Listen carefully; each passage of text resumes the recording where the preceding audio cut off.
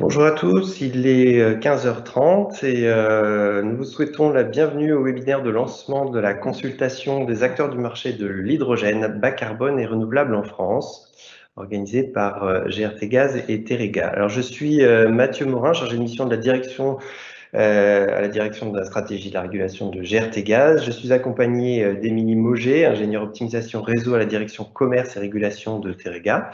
Et nous serons tous les deux les animateurs de cette session d'information et les garants du respect des calendriers, du déroulement de cette consultation. Alors, je rappelle que ce webinaire est enregistré et sera intégré en replay sur les sites internet de GRT Gaz et Terega. Alors, quelques informations techniques avant de commencer. Vos micros et caméras sont coupés pendant toute la durée du webinaire. Alors, pour poser une question, nous vous invitons à utiliser le chat. Normalement, dans votre interface, vous avez une petite bulle en haut à droite de votre écran. Si vous ne voyez pas votre question publiée, c'est qu'une question similaire a été adressée dans le chat. Et nous répondrons à certaines de vos questions en direct dans le chat. Et nous profiterons également d'un temps d'échange en fin de séance pour répondre aux questions posées. Alors, les questions pour lesquelles nous n'aurons pas eu le temps d'apporter de réponse, il y en aura certainement, seront publiées dans une page internet type FAQ, Frequent Asked Questions, mis à disposition évidemment sur nos sites internet à l'issue du webinaire.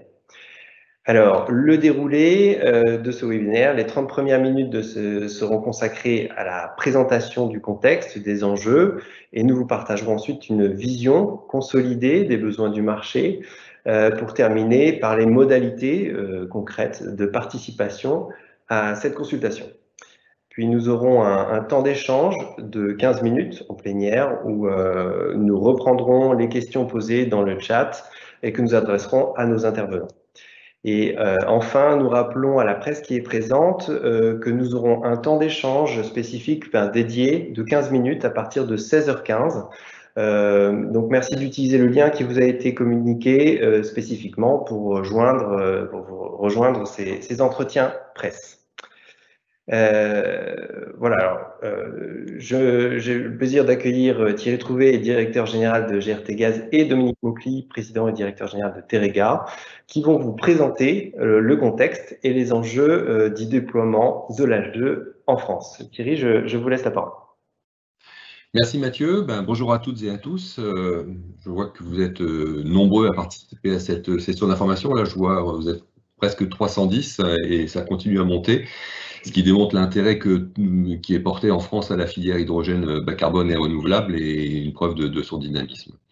Ça nous conforte aussi dans notre idée d'associer au fond l'ensemble de ces acteurs pour imaginer et planifier le réseau hydrogène de demain. Alors pourquoi lancer cette consultation sur cet hydrogène bas carbone et renouvelable? Bon, vous le savez tous, l'hydrogène est amené à jouer un rôle sans doute majeur dans la transition écologique. Certains le qualifient de le maillon manquant pour la réussir. Et la politique française énergétique est en train de lui faire une place avec la stratégie annoncée à l'automne dernier. Donc tout ça nous permettant d'atteindre la neutralité carbone à un horizon 2050. Et il se trouve que nous recevons des signaux forts de vous, à la fois du côté de la production, du côté de l'utilisation, de la consommation de ce vecteur d'hydrogène, et ça à différents niveaux spatiaux, au niveau local évidemment, mais aussi à des niveaux plus nationaux et même au niveau européen dans les discussions qu'on peut avoir à ce niveau-là. Et ça se comprend bien puisque finalement c'est la substitution des énergies fossiles par des énergies renouvelables ou bas carbone et en particulier par l'hydrogène, elle est déjà à l'œuvre dans les secteurs industriels ou de la mobilité et vous êtes de nombreux acteurs à chercher une solution de ce côté-là avec notamment le vecteur hydrogène. Donc ce qu'on propose tout simplement, c'est de mettre notre savoir-faire de gestionnaire d'infrastructures gazières, mais aussi notre position originale et bien établie, je pense, d'acteurs de confiance au service de l'intérêt général, et on propose donc de mettre tout ça au service de cette problématique de la logistique de l'hydrogène. Donc l'idée, c'est de commencer à recueillir les attentes, les besoins futurs, que ce soit du côté de la production comme du côté de la consommation, ou aussi évidemment du côté de l'accès à des stockages. parce que le développement d'une infrastructure hydrogène, vous le savez, c'est une affaire de temps. Donc le développement de ce réseau hydrogène bas carbone et renouvelable, je voudrais dire aussi qu'il ne concerne pas que la France. La France a un positionnement géographique particulier qui implique qu'on se coordonne notamment avec les opérateurs adjacents pour planifier de façon concertée ce qui sera demain ou après-demain le réseau européen. Et donc, il faut qu'on pense notre réseau français, non seulement en prenant en compte évidemment les besoins exprimés sur le territoire, mais aussi en prenant en compte les besoins de nos voisins. Je pense notamment à nos voisins allemands qui se disent demain importateurs nets d'hydrogène, ou nos voisins espagnols qui se disent demain exportateurs nets d'hydrogène. Une bonne nouvelle à partager avec vous, nous pensons qu'une partie de nos canalisations existantes pourrait être convertie et mise à la disposition du vecteur hydrogène, et tout ça évidemment en maintenant la coexistence avec un réseau de transport de méthane et de gaz renouvelables ou bas carbone, et tout ça donc afin de répondre aux besoins de chaque utilisateur de la meilleure façon. Voilà, c'est de tout ça, pour le faire court, hein, c'est de tout ça dont on vous propose de discuter dans cette consultation nationale des acteurs du marché hydrogène bas carbone et renouvelable. Voilà, alors je ne sais pas si voilà, c'est Laura. Donc... Merci Thierry. Dominique, est-ce qu'à votre tour, vous pouvez nous expliquer l'objectif de cette démarche ? Oui, merci Émilie et bonjour à toutes et à tous. Alors d'abord, je voulais vous dire que je suis ravi que GRTgaz et Teregaz soient associés à cette consultation pour lui donner son ampleur nationale. Hein. Souvent, on fait des travaux un peu séparés. C'est clair que nos réseaux ils sont connectés et si on veut couvrir l'ensemble de la maille du territoire sur l'analyse des besoins futurs, c'est important qu'on fasse ça ensemble. Donc, je m'en réjouis. Ensuite, pour répondre à votre question, comme l'indiquait Thierry, en fait, nous consultons et nous allons consulter l'ensemble des acteurs de marché afin de converger vers une vision qui intègre l'ensemble des attentes, des besoins que vous apprêtez à nous exprimer. L'idée, c'est que ça parte de vous et qu'on consolide tous ces besoins. Donc notre objectif, c'est tout simple, hein, c'est, au travers de cette première consultation, ensuite d'instaurer un dialogue continu entre les partenaires et les acteurs du marché. Bon, en effet, cette consultation, c'est la première et elle n'a pas vocation à s'arrêter, elle a vocation à être rééditée régulièrement de façon à pouvoir incorporer au fur et à mesure vos nouveaux besoins ou l'évolution de ceux que vous nous auriez déclarés. Bon, ce dont on est convaincu, c'est qu'en fait, ce sont bien vos besoins de transport qui détermineront s'il est nécessaire ou pas de déployer un réseau de transport d'hydrogène, et puis bien évidemment, où et quand. Donc, c'est ce dialogue, et au travers de ce dialogue qu'on déterminera les capacités dont on a besoin tous ensemble pour acheminer et regarder cette problématique logistique. Alors, nous, en tant qu'opérateurs de réseau de transport, nous en sommes convaincus, le déploiement d'un futur réseau d'hydrogène bas carbone et renouvelable fait partie intégrante du futur mixte énergétique et simplement il doit être regardé au regard des besoins et en particulier des besoins que vous allez exprimer et des complémentarités, comme l'a dit Thierry, entre ce vecteur énergétique et d'autres vecteurs énergétiques. Donc, vous voyez toute l'importance qu'on accorde à ce dialogue hein, qu'on lance aujourd'hui avec vous, c'est que c'est vraiment fondamental pour nous permettre demain de faire des bons choix et de proposer au marché, aux régulateurs, les bons choix, des bonnes infrastructures au bon moment pour porter les bons vecteurs énergétiques. Merci Dominique, merci à tous les deux pour cette introduction. Philippe Madiec et Marie-Claire Aoun vont vous présenter une première vision de ce que pourrait être le réseau H2 de demain, donc qui sera complété par vos retours lors de cette consultation. Je vais laisser la parole à Philippe Madiec, directeur de la stratégie et de la régulation chez GRTgaz. Philippe, c'est à vous. Merci beaucoup Émilie, bonjour à tous. Alors, pour rentrer un peu dans le vif du sujet et sans vouloir préempter finalement ce qui va être une remontée, mais nous avons essayé de projeter là quelques prévisions, projections du marché de l'hydrogène en France à échéance 2030, 2040, 2050. Et on observe tout de suite que finalement, des projections, il y en a plusieurs. Hein, il y en a qui sont finalement assez modeste, hein, comme on peut voir dans la SNBC aujourd'hui, qui a 40 TWh d'hydrogène en 2040, mais qui avait été faite avant le plan de relance et avant la stratégie hydrogène de la France. Et à l'inverse, on a évidemment des scénarios qui sont beaucoup plus ambitieux, comme celui de France Hydrogène, où on a des quantités d'hydrogène qui vont jusqu'à 220 TWh. Donc le cône est assez large. Nous-mêmes avons fait quelques tirs autour de 200 Tera. Le scénario prospectif de RTE dit hydrogène plus avoisine les 150 TWh. Donc on voit qu'on a un cône assez large. Et ce qu'on revoit tous aujourd'hui, ce qu'on peut constater, c'est que la SNBC est probablement le scénario qui est le plus bas aujourd'hui dans l'ensemble des scénarios qui sont portés à connaissance publique. Ce qu'on remarque également, c'est que dans ces scénarios, dès 2030, finalement, on peut avoir des quantités d'hydrogène assez conséquentes, hein, puisqu'on oscille entre quelques dizaines de Tera à pas loin de 76 TWh pour France Hydrogène. Ce sont des quantités qui sont très significatives et évidemment qui vont largement au-delà de l'hydrogène aujourd'hui, du marché de l'hydrogène, ou en tout cas de l'hydrogène dans ses usages actuels dans l'industrie. Et évidemment, ce qui nous interpelle, nous, et ce qui nous aide à dimensionner ce réseau, c'est non seulement de connaître ça, mais évidemment de connaître quel profil finalement on a besoin dans ces 76 Tera. Est-ce qu'on en a besoin de façon continue dans l'année? Est-ce qu'on en a besoin fortement à certains moments de l'année? Est-ce qu'on en a besoin dans des périodes particulières de façon très forte et le lendemain moins forte? Deuxième point qui est important pour dimensionner un réseau, c'est évidemment de savoir où ils sont ces actifs, où sont les actifs de production, où sont les actifs de consommation, où sont les zones de production et de consommation, et dans quelle mesure finalement l'équilibre offre-demande au niveau d'une plaque nécessite ou pas un transport, une logistique de l'hydrogène entre ces sites. Enfin, le dernier point qui est important pour le dimensionnement du réseau, au-delà de ces volumes et d'où ils sont placés, c'est finalement dans l'année comment ils sont séquencés. Alors le séquencement ou le profilage, c'est évidemment quand et à quel moment.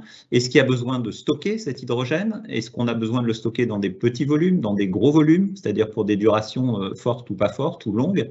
Et finalement, est-ce que la progression qu'on imagine là, est-ce qu'elle est vue par vous ou pas, avec le même laps de temps, et quelles sont les zones de forte certitude, les zones d'un peu moins de certitude et les zones de forte incertitude? Donc évidemment, vous voyez bien que ce n'est pas à partir de ces courbes telles qu'elles sont dessinées à gauche qu'on peut dessiner les besoins de logistique, c'est bien en allant beaucoup plus au fond des choses, en localisant, en séquençant, en regardant les capacités à la pointe notamment d'utilisation, on ne parle pas obligatoirement de pointe climatique évidemment, c'est là et c'est à partir de ces informations qu'on commence à pouvoir dimensionner le réseau.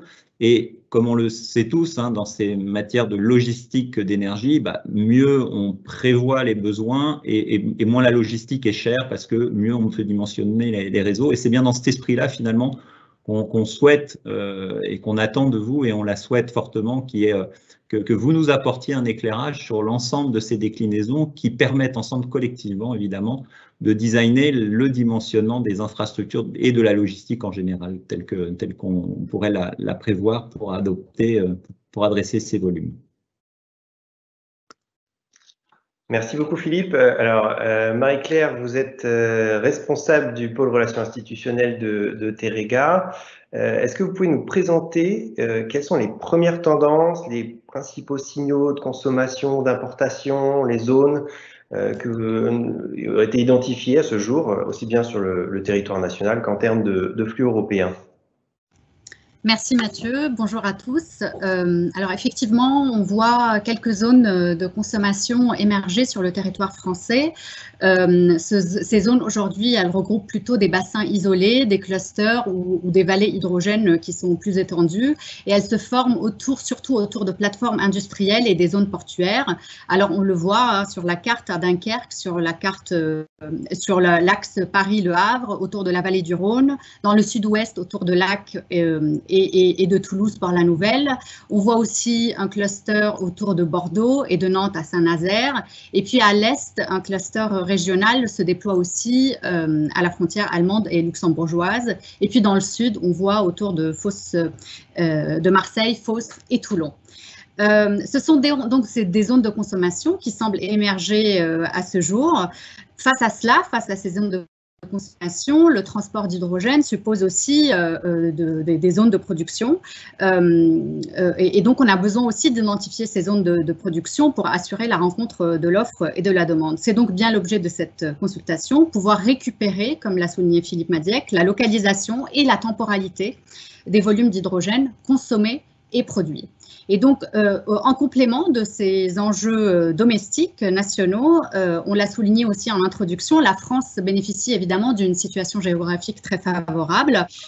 Qui est, on voit au nord-ouest de l'Europe, au niveau de la Belgique, des Pays-Bas et de l'Allemagne, on voit nos homologues, les gestionnaires de réseaux de transport qui nous font part de signaux forts en matière de demande.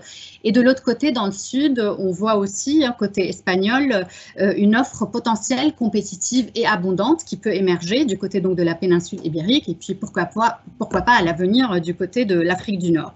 Donc, en complément de ces besoins de consommation, l'idée, ça serait aussi que la France puisse prendre un rôle important en termes de transit et pouvoir effectivement s'inscrire dans cet écosystème européen autour de l'hydrogène. C'est donc dans ce contexte que GRTgaz et Teréga ont travaillé conjointement avec plusieurs autres transporteurs européens et donc qui a fait émerger cette proposition de dorsal hydrogène, le European Hydrogen Backbone, que vous pouvez voir sur la carte à gauche. Et donc cette nouvelle version du backbone européen couvre 21 pays européens et qui se fonde sur 70% de canalisations existantes. Donc, c'est là où c'est intéressant dans la mesure où ça serait évidemment pour minimiser le coût pour le consommateur final. Alors, ce backbone, c'est évidemment une approche graduelle, progressive. On irait d'abord vers les vallées hydrogènes dont on a parlé, où se concentrent les premiers producteurs ou utilisateurs d'hydrogène issus de reformage d'énergie fossile. Et puis, au fur et à mesure, on voit l'augmentation de la demande et de la production et du développement de la production. On voit des artères s'interconnecter, faisant émerger un réseau interrégional d'abord, puis européen, jusqu'à arriver en 2040 vers ce réseau mature d'hydrogène qui pourrait effectivement interconnecter plusieurs pays, donc la Belgique, l'Allemagne, la Suisse et l'Espagne et évidemment la France. Il s'agit bien évidemment d'une vision, ce n'est pas un plan d'investissement. Pour la France, on a notamment imaginé 3 points d'interconnexion, comme vous pouvez le voir sur la carte, qui pourraient interconnecter la France avec l'Espagne, donc à l'horizon 2040, évidemment si la demande et l'offre et les conditions de marché sont au rendez-vous. Il y a évidemment le stockage dont on a parlé. Donc, par exemple, dans le sud, les capacités de stockage du réseau de Teréga permettraient là aussi de mettre en réserve la production intermittente d'hydrogène vert et de garantir la sécurité d'approvisionnement vers le nord du territoire. L'idée donc sous-jacente de ce backbone est que si nous voulons aller vite et accroître la compétitivité de l'hydrogène, il faudrait relier ces différentes zones de production et de demande entre elles, ce qui permettrait de massifier et de réaliser des économies d'échelle sur le marché de l'hydrogène. Et puis, comme on l'a dit, ça permettrait aussi de nous inscrire dans la dynamique européenne.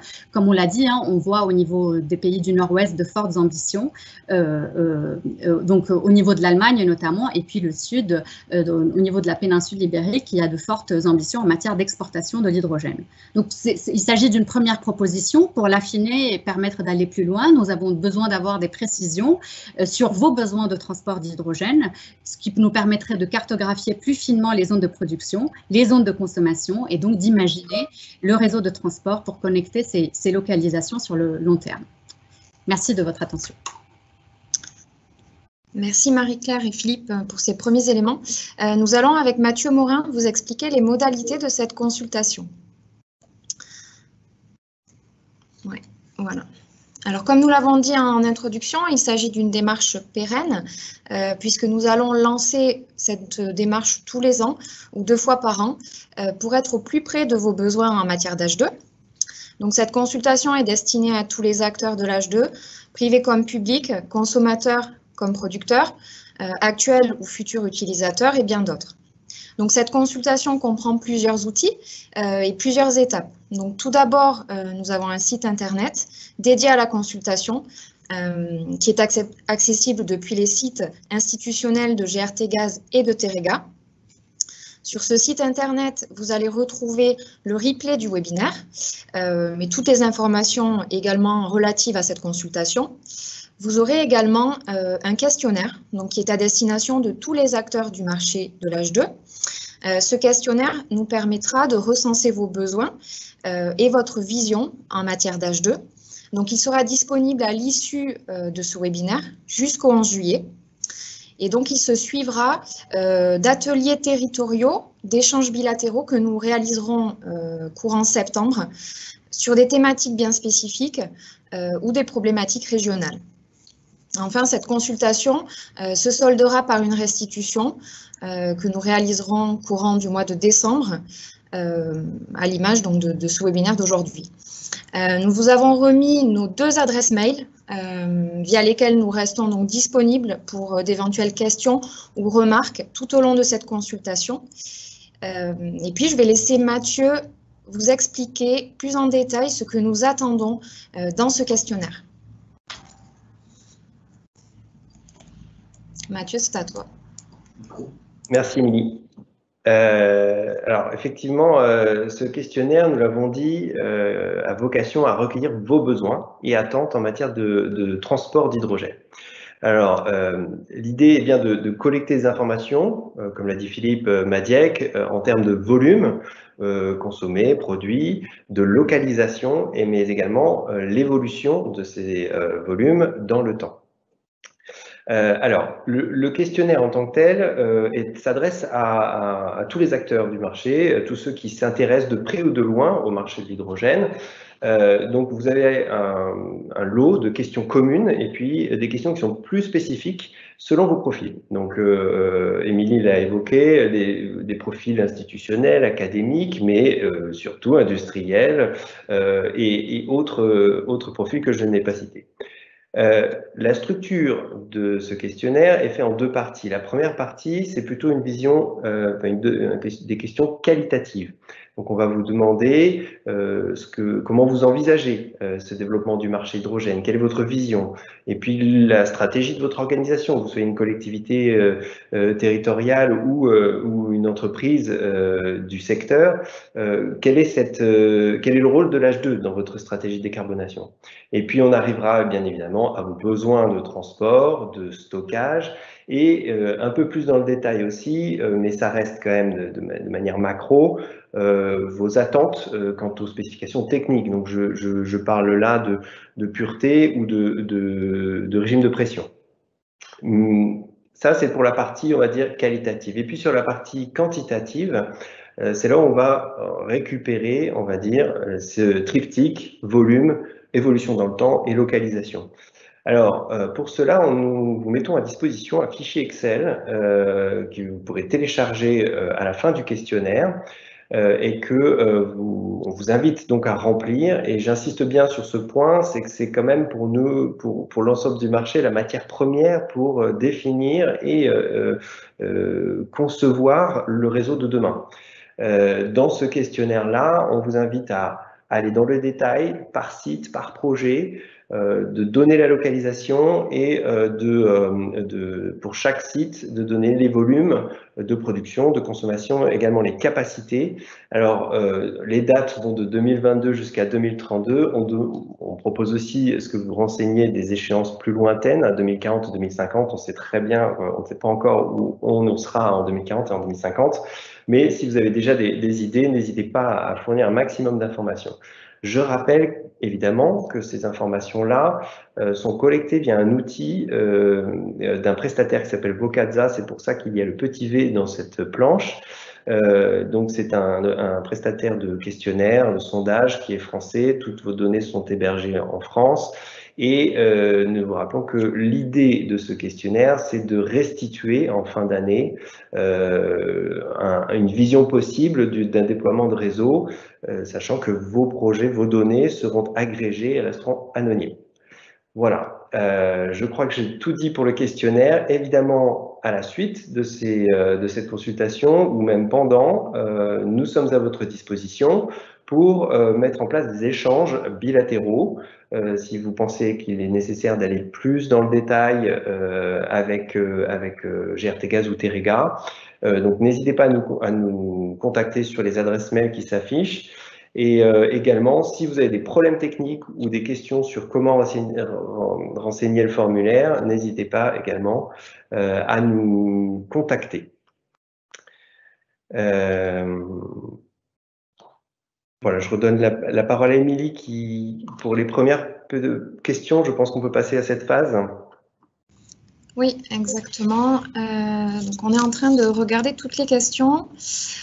On a une première question.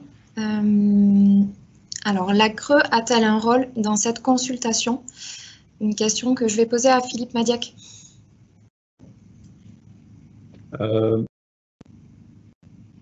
Merci Émilie.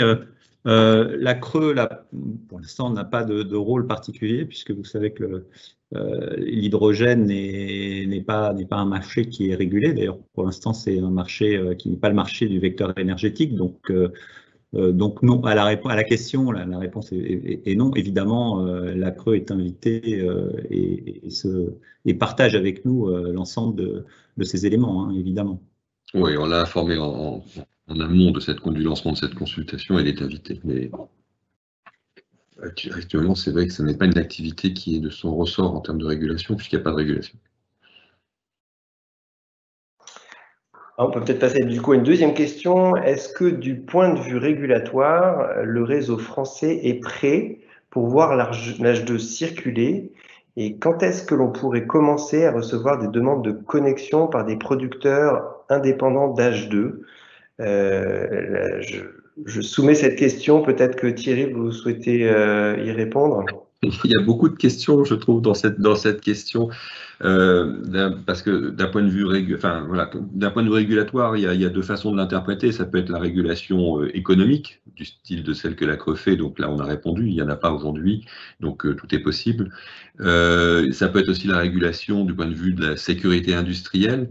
Et donc là, la réponse est, il est possible de transporter de l'hydrogène dans des canalisations. Ça se fait déjà, hein, en France. Il y a quelques centaines ou dizaines, centaines de kilomètres de canalisation dédiées à l'hydrogène. Donc il y a une réglementation qui existe aujourd'hui en France et qui permet ça. On peut le comprendre aussi, alors d'un point de vue technique, là j'extrapole un petit peu la question, c'est-à-dire est-ce qu'il est possible de transporter, alors soit d'un point de vue technique, soit d'un point de vue régulatoire, de l'hydrogène dans une canalisation qui a servi à transporter du méthane? Donc la réponse de notre point de vue est oui. Alors ça nécessite un certain nombre de précautions techniques et ça nécessitera probablement aussi un certain nombre de discussions sur le plan régulatoire.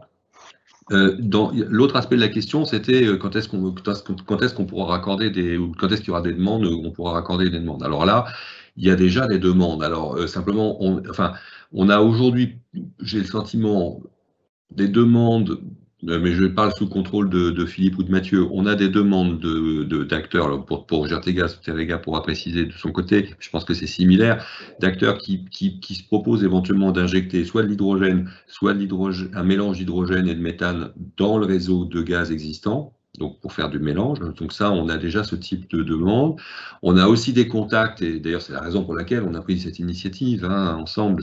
On a aussi des acteurs qui nous disent, nous on aimerait bien pouvoir transporter de l'hydrogène sur 10, 20, 100, 30, enfin 100 km selon les cas, et dans ce cas-là, voilà, d'où ce travail que nous lançons. Je ne sais pas si certains veulent compléter. Non, enfin moi je vais juste pour le compte de Terega confirmer ce que tu dis, c'est-à-dire qu'effectivement du point de vue régulatoire, économique, il n'y a pas de règle. Concernant l'injection, on a aussi des demandes d'injection d'hydrogène dans les réseaux, mais à ce stade, si effectivement techniquement on sait répondre, du point de vue économique, on ne sait pas répondre non plus, et ça pose également la question, cette question d'injection dans nos réseaux pose aussi la question de l'hydrogène dans les réseaux adjacents, et c'est tout ça qu'il faut maintenant qu'on construise, et on construira d'autant plus vite qu'on aura une vision la plus large possible, justement, des quantités qui sont qu'il faudra transporter, et du coup, on pourra interpeller et le régulateur et les acteurs économiques au sens large pour regarder quelles sont les meilleures solutions. On va enchaîner avec une nouvelle question. Est-il envisageable de créer ou d'adapter des réseaux locaux en dehors de ces grandes infrastructures pour la création d'écosystèmes locaux avec des productions, consommations plus modestes? Peut-être que Dominique, vous pouvez poursuivre? Oui, bien sûr, il est tout à fait possible d'imaginer la constitution de réseaux qui sont des réseaux locaux adaptés à des consommations plus modestes. On a déjà d'ailleurs ce type de demande sur les territoires. Notre vision à nous, c'est que petit à petit, de toute façon, le marché de l'hydrogène va se construire avec sans doute des départs ou des démarrages qui peuvent être locaux, mais ensuite une intégration parce que, comme l'ont dit tout à l'heure les intervenants, le marché de l'hydrogène, il va aussi avoir besoin d'optimiser ses coûts et de répondre à des besoins qui sont des besoins un peu plus massifs que les besoins purement locaux. Et tout à coup, on va se retrouver avec des réseaux locaux et des productions locales, elles-mêmes en compétition avec des productions qui peuvent être des productions plus massives, ou peut-être pas en compétition, mais ça on le verra le moment venu, et à l'issue justement de ces consultations qu'on fait et auxquelles vous répondrez. Donc la réponse à votre question, c'est oui. Ensuite, le lien entre ces réseaux locaux et le réseau plus large, eh bien, il va se construire au moment opportun. Et je pense que cette consultation nous permettra justement de savoir quand et à quel endroit ce sera opportun éventuellement de connecter tous ces réseaux. Notre idée, c'est quand même que dans un horizon qui est l'horizon 2040, etc., la consolidation de la logistique hydrogène massive va se faire. Si Thierry, si tu as des éléments complémentaires à rajouter. Pas mieux, pas mieux.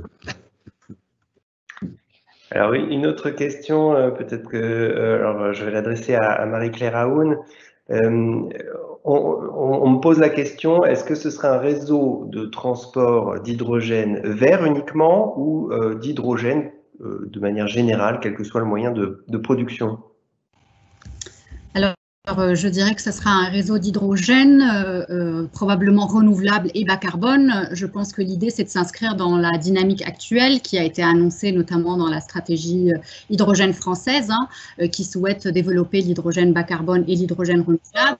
Et puis la stratégie européenne qui s'inscrit aussi dans ce sens. Donc notre objectif, c'est de nous inscrire aussi dans ce mouvement de décarbonation et donc de développer l'hydrogène vert, de contribuer au développement de l'hydrogène vert et de l'hydrogène bas carbone. Donc je dirais que c'est de l'hydrogène tout court, évidemment dans la dynamique pour atteindre les objectifs de neutralité carbone. Si je peux compléter la réponse, dire effectivement aujourd'hui en France, c'est massivement de l'hydrogène gris qui est produit.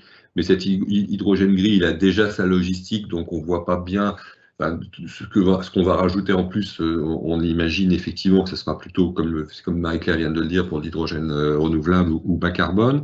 La deuxième chose qui me paraît important de dire, c'est que nous militons fortement pour qu'un système de garantie d'origine soit mis en place pour toute catégorie d'hydrogène injecté sur les réseaux, notamment bas carbone et renouvelable, de manière à ce que chacun sache exactement d'où vient l'hydrogène et de quelle nature est l'hydrogène qu'il utilise. Alors, nous avons une nouvelle question, peut-être pour Dominique et Thierry. À quand un marché organisé trading de l'hydrogène transporté par gazoduc en France et en Europe, comme celui du gaz naturel aujourd'hui, à votre avis?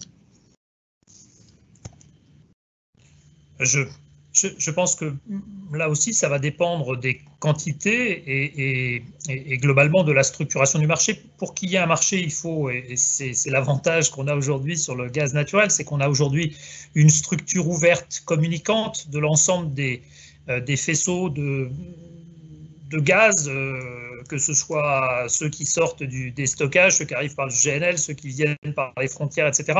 Donc ce marché, il existe et il est structuré. L'objectif de la construction de ces réseaux, c'est de revenir à un moment donné à une infrastructure hydrogène qui nous permette de mettre à disposition de l'ensemble des acteurs. Voilà, on est typiquement à l'horizon 2040, c'est ça ce qui est visé aujourd'hui, et sans doute, probablement à certains endroits, et en tout cas entre les grandes zones de production et de consommation un peu plus tôt. Mais voilà, c'est under construction et ce sont les consultations qu'on lance ici et la construction petit à petit de toutes ces infrastructures ou ce basculement d'infrastructures qui nous permettra de remettre en place une place de marché. À ce stade, il est trop tôt pour le dire, sauf si quelqu'un a une boule de cristal, je ne sais pas. Thierry ? Oui, non, tu as parfaitement raison. Peut-être, moi, je pourrais juste ajouter quelque chose. Évidemment, on voit bien qu'à partir du moment où il y a une infrastructure développée qui connecte les producteurs et les consommateurs, on peut mettre en place un marché, du trading, etc. En y réfléchissant bien, je ne suis pas certain que ça soit une condition nécessaire, suffisante, c'est probable, mais nécessaire, pas forcément évidemment. Ce que je veux dire, c'est que nous autres transporteurs de gaz, on a aussi un savoir-faire en matière de comptage, en matière d'organisation, de la relation entre les uns et les autres, d'équilibrage, ce genre de choses, et que il n'est pas inenvisageable que nous puissions, ça dépendra de vous, c'est de vous qui nous le direz aussi, proposer des services qui permettent déjà de commencer à construire quelque chose progressivement. Je réfléchis peut-être en parlant, mais avant même que l'infrastructure physique soit complètement disponible. En tout cas, ça serait sans doute intéressant d'avoir votre avis sur ce sujet-là. Alors, nous avons une question qui est intéressante, qui est: quelle vision avez-vous concernant la compétitivité économique de l'hydrogène face au gaz naturel? Peut-être que Philippe Madiec, tu souhaites répondre? Alors là, pareil, hein, on n'a pas de boule de cristal. Ce qu'on sait, c'est que dans toutes les prévisions, et on les a montrées un petit peu tout à l'heure, il y avait un fort taux d'hydrogène dans le mix énergétique. Pourquoi il y a un fort taux d'hydrogène dans le mix énergétique? Parce qu'il y a des usages qui sont qu'on peut difficilement décarboner en dehors de passer par la molécule hydrogène. Ensuite, il y a alors c'est vrai dans l'industrie, ça peut être vrai aussi dans la mobilité lourde, ça peut être vrai aussi dans certains marchés sur l'équilibrage des systèmes électriques, hein, plus largement, c'est le cas notamment fortement en Allemagne.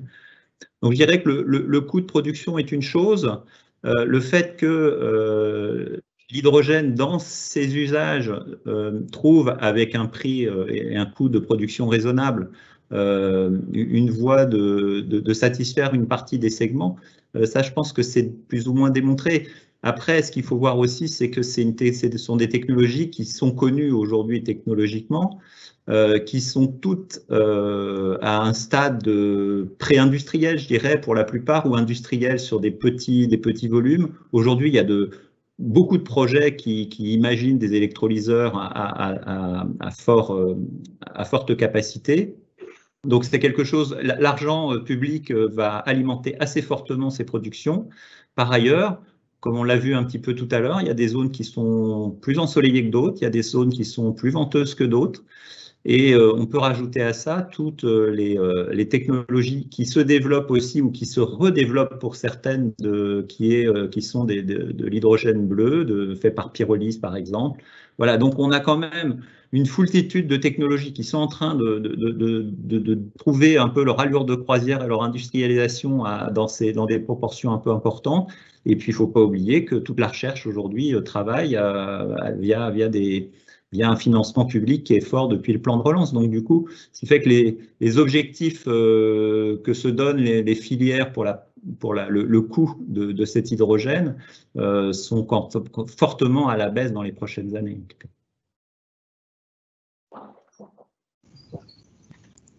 Alors, une nouvelle question. D'après vous, pour décarboner sa consommation de gaz, doit-on obligatoirement s'adapter à l'hydrogène? Une question peut-être pour Marie-Claire et Philippe.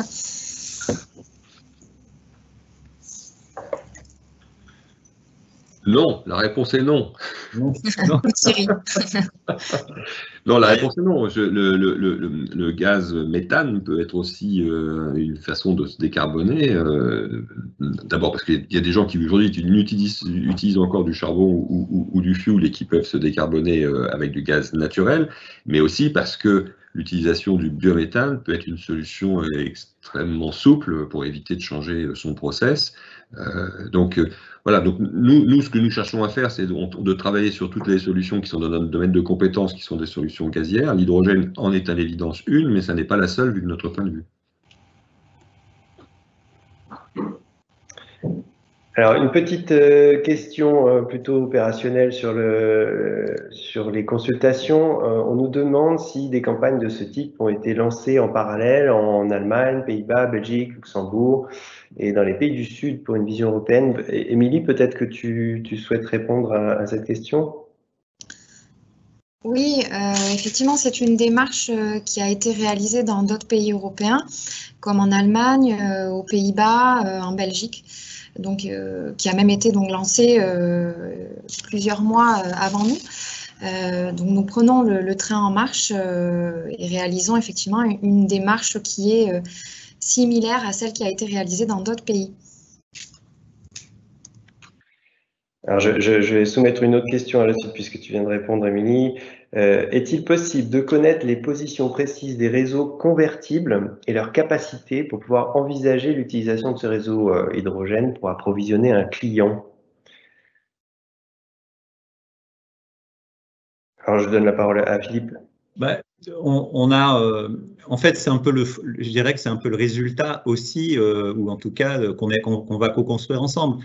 On a nous-mêmes essayé de faire une première hypothèse, ou sur un jeu d'hypothèses à regarder ce qui serait possible d'être disponible. Évidemment, tout ça dépend de où c'est, quand c'est, des consommations de méthane qui sont aux alentours et dans l'espace géographique. Donc, je dirais que ça se co-construit. La réponse est oui, il y a des endroits où on peut avoir ça, mais pour autant, ça dépend à quel moment, ça dépend à quelle période dans l'année, ça dépend de plein de choses. Donc, c'est justement ce qu'on essaye de co-construire ensemble. Donc, je dirais que les inputs sont attendus et on les regardera et on retravaillera avec les personnes qui ont posé ces questions, le cas échéant, pour éclairer un peu plus des zones ou en fonction du timing qu'ils ont en tête.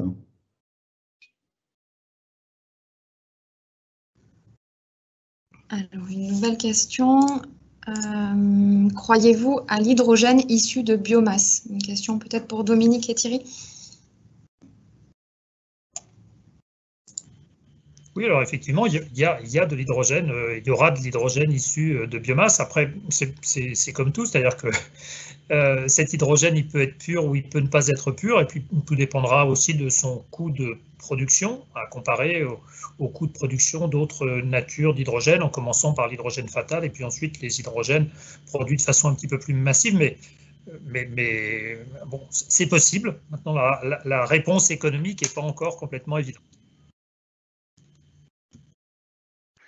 Alors, il y a une question technique, on va en prendre encore deux, je pense.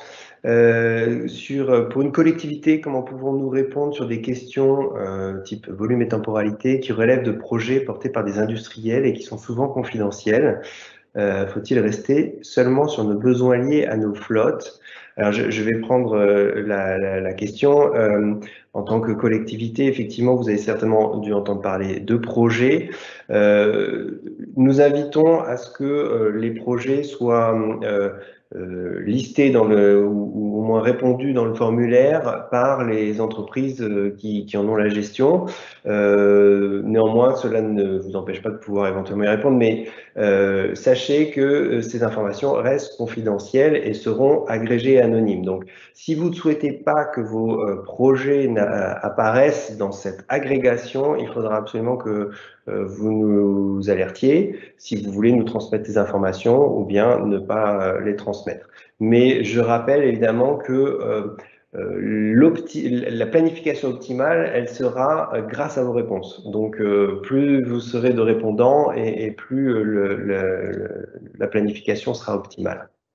Peut-être un complément juste pour dire, pour ceux d'entre vous qui ne sont pas des acteurs du gaz naturel, cette démarche que nous lançons aujourd'hui dans le domaine de l'hydrogène, c'est une démarche qu'on conduit depuis 10 ans au moins, Terega et nous, dans le domaine du gaz naturel, qui est codifié d'ailleurs, pour le coup, dans le gaz naturel au niveau européen.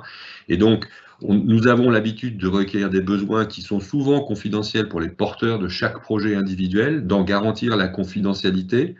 Mais ensuite de les agréger, comme Mathieu vient de le dire, à la fois pour nous-mêmes faire nos calculs, entre guillemets, de réseau, pour essayer d'imaginer les réseaux de demain et rendre public cette vision de ce que pourrait être le réseau, ce qui permet ensuite aux uns et aux autres de vérifier qu'ils auront à leur porte une infrastructure permettant d'écouler leur production ou d'amener leur consommation. Voilà, donc on a l'habitude de gérer les besoins et les particularités en termes de confidentialité de tous ceux qui nous parlent. Donc ça, c'est quelque chose que vous pouvez faire en toute confiance vis-à-vis de nous, puisque c'est vraiment un processus auquel nous sommes parfaitement habitués dans le domaine du gaz naturel. Je pense qu'on peut prendre une dernière question, Mathieu. Est-ce qu'on arrive à l'issue de ce webinaire? Oui, je pense qu'on peut prendre simplement cette petite minute pour conclure et laisser peut-être Thierry et Dominique dire un mot pour la fin. Oui, bien sûr. Thierry? Oui, oui, bah écoutez, merci, merci. Enfin, moi, ce que j'ai noté tout à l'heure, j'ai vu qu'il y avait plus de 410 participants, donc on voit bien que c'est un sujet qui intéresse. Je pense que quelque part, on va avec nos collègues de Teréga remplir un besoin qui est d'essayer progressivement d'inventer cette logistique de l'hydrogène. Ça va pas se faire en un instant, mais voilà, on est vraiment impatient de découvrir les informations que vous allez bien vouloir partager avec nous et puis de se mettre au travail pour faire notre métier de logisticien du gaz, des gaz et essayer de trouver les meilleures solutions pour la transition énergétique de notre pays. J'ai pas grand-chose à rajouter, je suis complètement d'accord avec Thierry. Je crois qu'on est en train de construire cet outil qui est indispensable au dialogue qu'on doit avoir entre producteurs, consommateurs et puis effectivement l'ensemble des dispositifs que nous mettrons à disposition dans les années qui viennent. Voilà, alors surtout répondez à cette consultation et n'hésitez pas, je pense qu'on va tâtonner pendant un certain temps et puis petit à petit tout ça va s'enrichir. Comme vous l'avez dit, il y a des questions de comment est-ce qu'on sait ce qui se passe quelque part quand on est dans une zone et autres, est-ce qu'on va connaître tous les projets? Ben, on va le faire au fur et à mesure à l'aide de tout ce que vous allez alimenter dans cette consultation. Donc, merci et donc construisons cet outil ensemble. Merci à tous.